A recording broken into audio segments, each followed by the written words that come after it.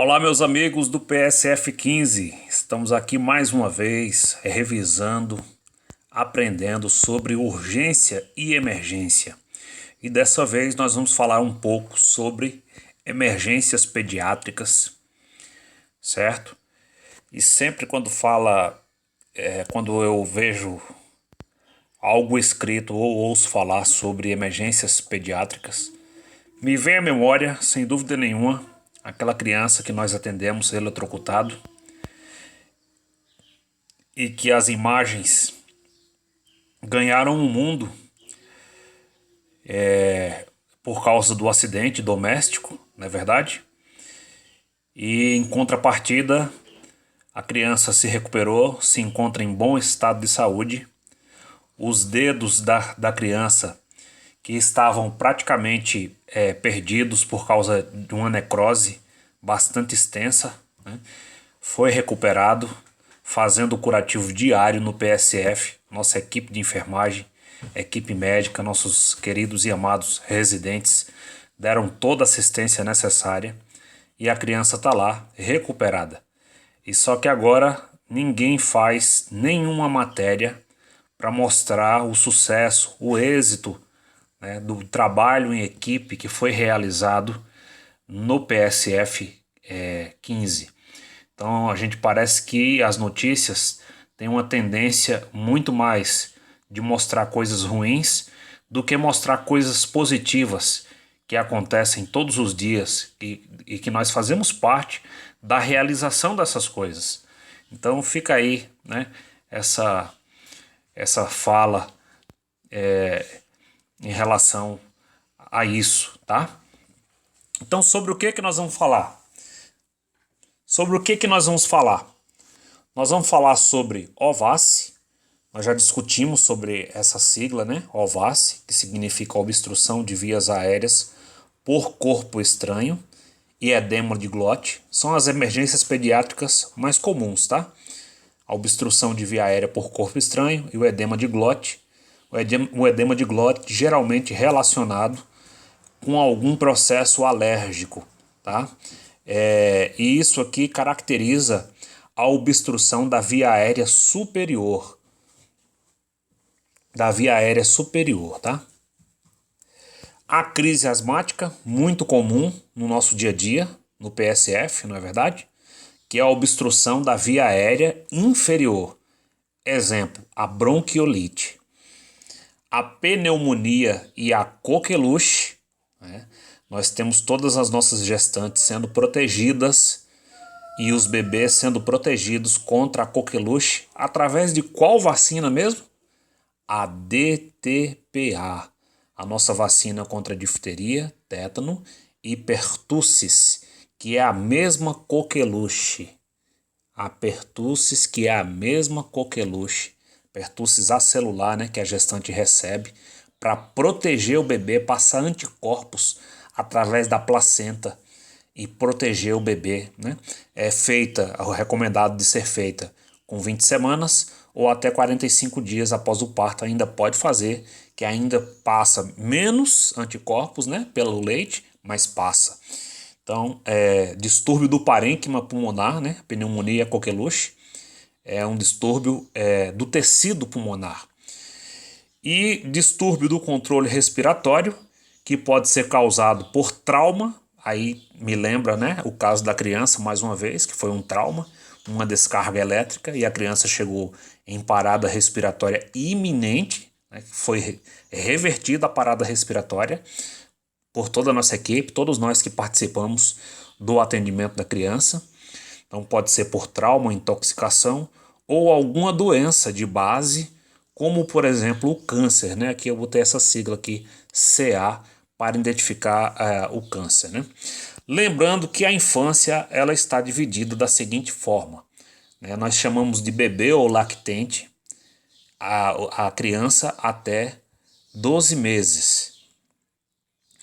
E de 1 ano a 12 anos nós chamamos de criança, tá? Mas se às vezes aqui no nosso comentário eu chamar criança, falar criança englobando tudo, não levem a mal, porque são coisas assim que são detalhes, né, para serem memorizados.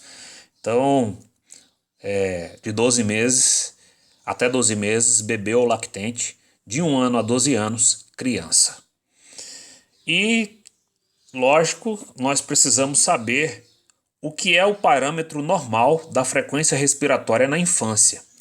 Então tem essa fonte aqui que é da AHA, a Associação Americana do Coração, né? American Heart Association. Tem essa recomendação aqui, que até 1 ano é normal a criança ter uma frequência respiratória de 30 a 60 mpm ou IPM, né? Movimentos respiratórios por minuto, ou incursões IRPM, incursões respiratórias por minuto. Então, até 1 ano, 30 a 60, de 1 ano a 3 anos, 24 a 40, de 3 anos a 6 anos, de 22 a 34 respirações por minuto, de 6 a 10 anos, de 18 a 30, e maior que 10 anos, de 12 a 16. Observe que quando a gente vai deixando de ser criança, a gente vai deixando a infância, observe que a nossa frequência respiratória vai diminuindo, né? Quanto mais bebê, mais acelerada a respiração da criança, né? A gente recebe mães aí de bebês recém-nascidos que muitas vezes nos procuram achando que, relatando, né, que a respiração da criança está muito acelerada ou que o batimento está muito acelerado, e a gente acaba constatando que está dentro do padrão da normalidade. A gente faz a ausculta pulmonar, né, faz a inspeção, o exame físico da criança e acaba constatando que está dentro da normalidade, que é mais um susto da mamãe, preocupação, né, de que a criança não esteja respirando bem. Uma outra fonte, que é o IDP, de 0 a 2 meses, 60, de 2 meses a 1 ano, 50, e de 1 ano a 5 anos, 40. O IDP ele é mais sucinto, é uma classificação mais simplificada, né? E questão da gravidade dos problemas respiratórios.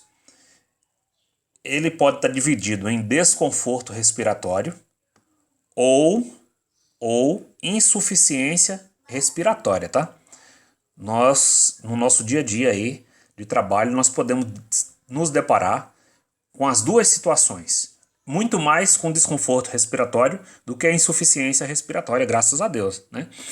Então, por exemplo, por vezes nós recebemos crianças no PSF com relato pelos cuidadores de problemas respiratórios, né? Ah, meu bebê, minha criança não está conseguindo respirar. Então, nessa hora, nós precisamos identificar se é somente um desconforto respiratório ou se é um caso de insuficiência respiratória. Como que nós vamos fazer isso? Na maioria das vezes, a gente consegue fazer a resolução do quadro dessa forma.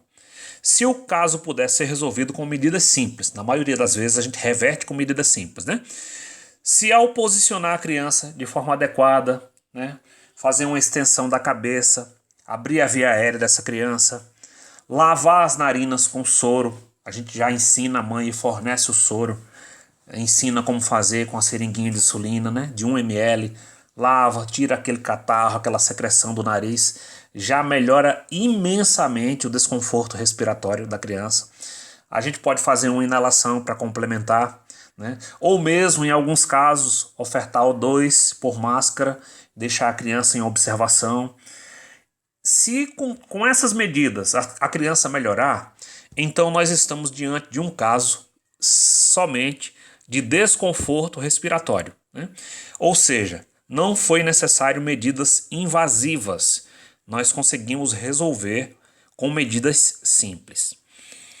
Agora, se o caso não melhorar com essas medidas, se com tudo isso a saturação de oxigênio estiver alterada, né, tá baixando a saturação de oxigênio, aí nesse caso nós vamos precisar de medidas invasivas. Provavelmente essa criança vai ser encaminhada até para o nível hospitalar, né? Ela vai precisar de uma VPP, que é a ventilação com pressão positiva, ou mesmo da intubação orotraqueal.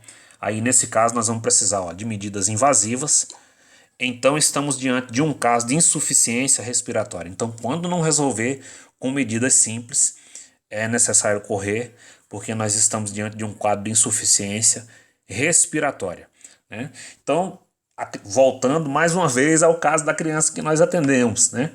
Ela estava num quadro de insuficiência respiratória com parada respiratória iminente e foi revertido com muito sucesso com a nossa equipe médica e de enfermagem aí no nosso PSF 15, né?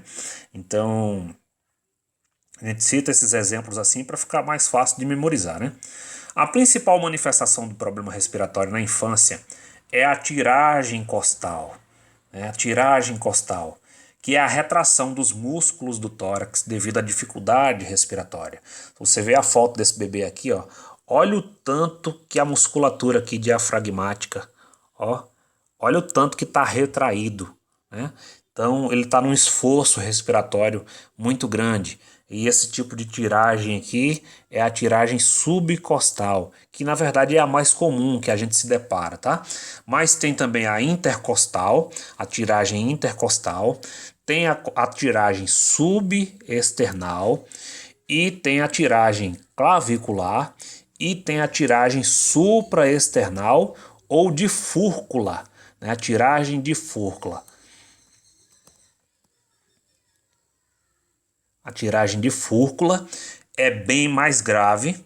Nós precisamos correr numa situação como essa, porque quanto mais alta for essa tiragem costal, mais grave é o quadro com o qual nós nos deparamos, tá? Nós vamos discutir bem mais assuntos dentro de emergências pediátricas, mas por enquanto, para não ficar muito extenso, vamos nos deter por aqui. Forte abraço a todos vocês, fiquem com Deus, muito obrigado mais uma vez pela atenção.